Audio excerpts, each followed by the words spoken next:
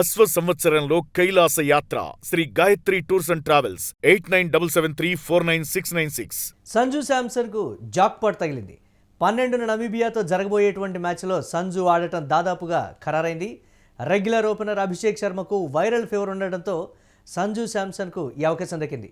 అభిషేక్ శర్మ గైర్హాజరీతో సంజు శాంసన్కు కీలకమైనటువంటి ఛాన్స్గా కూడా చెప్తున్నారు. న్యూజిలాండ్ సిరీస్లో దారుణంగా విఫలమైనటువంటి సంజు శాంసన్ ఈ నేపథ్యంలో రాణించాలని కూడా కోరుకుంటున్నటువంటి పరిస్థితి, ఆ అవకాశం రానే వచ్చింది. జట్టుకు అందుబాటులో బుమ్రా, వాషింగ్టన్ సుందర్ ఉన్నట్లుగా కూడా ఈ నేపథ్యంలో తెలుస్తోంది. దీనిపై మరిన్ని అప్డేట్స్ మా కరెస్పాండెంట్ సతీష్ అందిస్తారు. సతీష్, వరుసగా విఫలమవుతున్నటువంటి సంజు శాంసన్కు ఒక సువర్ణ అవకాశం అనే చెప్పాలి. ఇందులో రాణిస్తే జట్టులో స్థానంతో పాటుగా కీలకమైనటువంటి మ్యాచ్ల్లో కూడా ఆడేటువంటి అవకాశం ఉంటుందనేటువంటి మాట ఏ విధంగా ఉండబోతుందంటారు? దీనికి సంబంధించి ఈ మ్యాచ్లోనైనా సరే రాణిస్తాడా అనేటువంటి ఒక ప్రశ్న ఉత్పన్నమవుతుంది. ఎలా చూడాలంటారు దీన్ని?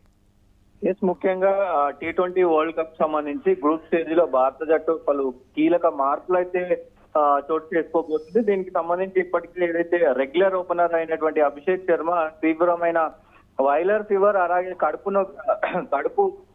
నొప్పికి సంబంధించినటువంటి దాంట్లో కూడా ఢిల్లీ ప్రైవేట్ ఆసుపత్రిలో ప్రస్తుతం ఆయన ట్రీట్మెంట్ తీసుకుంటున్నారు. దీంతో నమీబియాతో మ్యాచ్ కు మరి అతను అందుబాటులో ఉంటాడనేది చాలా కష్టమైంది. సో అతని ప్లేస్ లో సంజు శాంసన్ ఓపెనర్ గా బరిలోకి దింపడం దాదాపు ఖరారైందని చెప్పవచ్చు.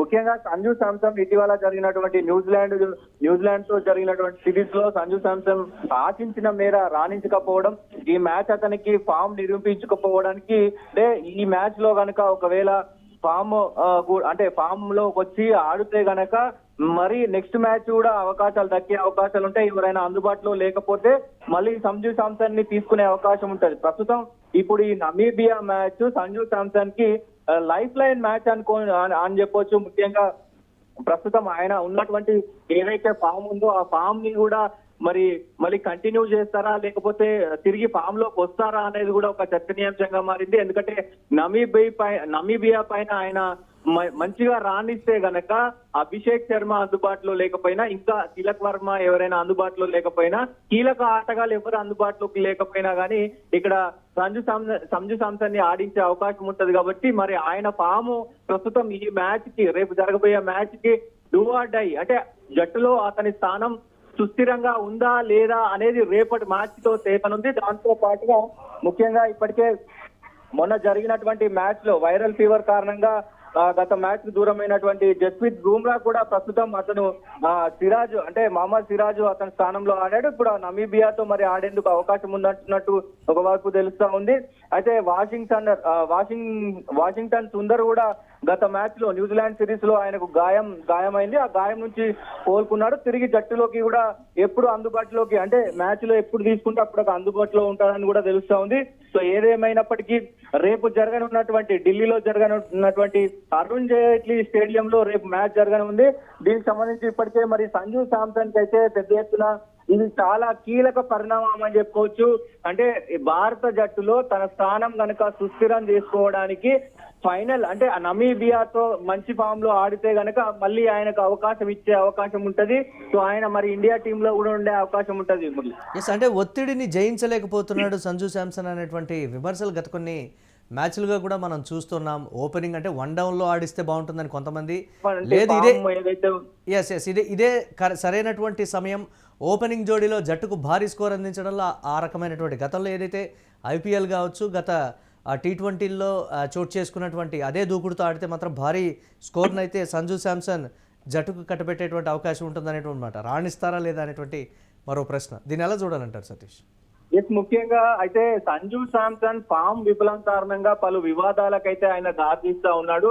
ప్రస్తుతం ఆయన ఫామ్ కరెక్ట్ గా లేదు. ముఖ్యంగా సంజు శాంసన్ ఒంటి చేతితో మ్యాచ్ ను గెలిపించగల సత్తా ఆయనకుంది. ఎందుకంటే కేవలం 42 బంతుల్లోనే సెంచరీ చేసిన ఘనత సంజు శాంసన్ ది. ఎందుకంటే ఎప్పుడు కూడా, అంటే గతంలో ఏ బ్యాట్స్మెన్ కూడా ఆడని తరుణంలో అతను సింగిల్ హ్యాండ్ తో కూడా ఇండియాని గెలిపించిన దాఖలాలు చాలా ఉన్నాయి. కానీ ఈ మధ్య కాలంలో ఫామ్ ను కోల్పోవడం, ఆ కాన్ఫిడెన్స్ ని కోల్పోవడం, ఇదంతా ఒక ఇదిగా మారింది. ప్రస్తుతం ఆయన తిరిగి ఒకవేళ ఫామ్ లోకి వస్తే సింగిల్ హ్యాండ్ తో మళ్ళీ మ్యాచ్ ను గెలిపించే అవకాశాలు ఉంటాయి. ఎందుకంటే చాలా విధ్వంసకరమైనటువంటి బ్యాటర్ సంజు శాంసన్. అండర్ 19 లో కావచ్చు, అలాగే రంజీ ట్రోఫీలో కావచ్చు, ముస్తక్ అలీ ట్రోఫీలో కావచ్చు పెద్ద ఎత్తున చాలా మంచి ప్రదర్శనలు కనబర్చినటువంటి సంజు శాంసన్ అంటే గతంలో ఎక్కువ ఛాన్సులు రానప్పటికీ ఈ మధ్య కాలంలో దాదాపు ఒక 15 మ్యాచ్లకు అవకాశం ఇచ్చారు. 15 మ్యాచ్లలో కూడా 2 సెంచరీలు మాత్రమే ఉన్నాయి, ఒక 2 హాఫ్ సెంచరీలు ఉన్నాయి. మిగతా అన్నిట్లో కూడా సింగిల్ డిజిట్ కే పరిమితం అయినాడు. సో ఈ గణాంకాలు ప్రస్తుతం అయితే ఆయనను కలవర పెడతా ఉన్నాయి. అవన్నిటినీ మర్చిపోయి కొత్తగా స్టార్ట్ చేసి మళ్ళీ నమీబియా మ్యాచ్ లో ఒక అద్భుతమైన సెంచరీతో మరి ముందుకెళ్తే ఆయన స్థానం కూడా సుస్థిరంగా ఉంటుంది. ఆ కాన్ఫిడెన్స్ వస్తుంది మురళి. ముఖ్యంగా ఒక్కసారి కనుక తిరిగి ఫామ్ లోకి వస్తే ఆ కాన్ఫిడెన్స్ అనేది బిల్డ్ అవుతుంది. జట్టులో కూడా కాన్ఫిడెన్స్ బిల్డ్ అవుతుంది. ఈ 2020 వరల్డ్ కప్ విజయానికి కూడా ఇది ప్రధాన కీలకంగా మారబోతుంది. Right, thanks for updates Satish. ఇక దీనికి సంబంధించి సంజు శాంసన్కి ఇది ఒక సువర్ణ అవకాశం అనే చెప్తున్నటువంటి పరిస్థితి. అభిషేక్ శర్మకి వైరల్ ఫీవర్ ఉండడంతో వచ్చినటువంటి ఈ జాక్పాట్ లాంటి ఛాన్స్కి సంబంధించి వినియోగించుకుంటే టీంలో కంటిన్యూ అవుతాడనేటువంటి మాట. చిన్న జట్టు అయినప్పటికీ కూడా నమీబియా ప్రదర్శిస్తున్నటువంటి ఆట తీరుకు సంబంధించి జోరుగా చర్చ అయితే జరుగుతోంది.